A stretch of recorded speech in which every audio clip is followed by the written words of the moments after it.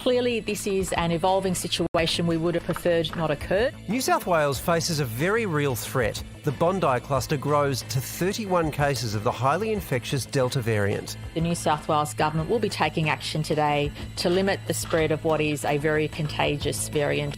And there's heightened concern over a super spreader event, with 9 of today's 16 new cases linked to a party in southwest Sydney, attended by the Bondi Junction worker who tested positive yesterday. Those test results indicate how rapidly the virus was transmitted in that circumstance. We've got 10 cases from that party. Now, almost 1 million Greater Sydney residents face tightened restrictions. Please abandon non-essential activities.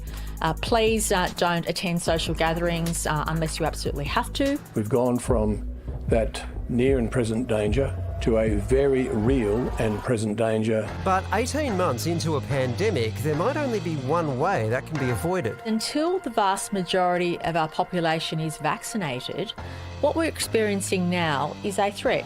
The New South Wales Premier reiterating until the state reaches 10 million doses, the risk of restrictions remains. We're at nearly 2 million jabs, so getting 20% to where my target is in terms of where we can have these conversations, and that's why we do have a sense of urgency about the vaccine rollout. Globally, 2.7 billion doses have been administered. Israel has fully vaccinated 57% of its population, the UK and US more than 45%, while here, keep going, here, only 3.4% of Australians have had both jabs. Borders are slamming shut as Australia heads into school holidays. The Prime Minister says the vaccine rollout is not a race. Gladys Berejiklian said today, New South Wales has had a real sense of urgency. A sense of urgency that grows with every fresh outbreak. Until the vast majority of our population is vaccinated, these threats will be real and ongoing. Dr. Norman Swan joins us now. Norman, there seems to be a lot of asking and requesting instead of mandating. Gladys has obviously stopped short of a lockdown for Sydney. Will it work?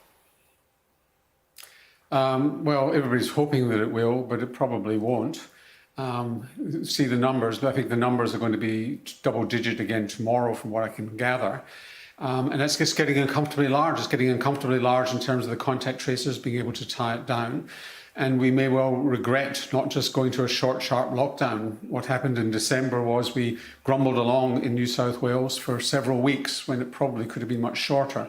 They don't like using the word lockdown in New South Wales, but it's pretty close to that now. Do you agree with Gladys's 10 million doses threshold in order to change the restrictions regime? It's at least 10 million doses, but that's getting to the point where 3/4 of New South Wales, perhaps higher in terms of the eligible population, is covered. It's at least 10 million doses. Well, we need about 80% coverage to have even close to herd immunity, but we're at just 3.4%. What do you think that winter is going to look like this year? Well, it's already looking pretty ugly. It was looking ugly for Victoria with their outbreak. It's looking ugly in New South Wales. We've still got the outrageous situation, as we've seen in Queensland, where we insist that people come into hotel quarantine and they get infected in hotel quarantine. Where's the duty of care? I mean, there should be outrage about this, that we're not protecting these poor people coming in from overseas. And each time that happens, it could be a leak outside. So we are very vulnerable over winter.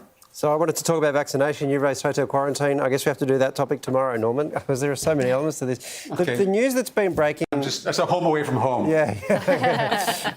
The news that has just come out today, we've seen the vaccine rollout plan be reported, and it's saying that Australia looks like it won't be using AstraZeneca at all after October, except by people who request it.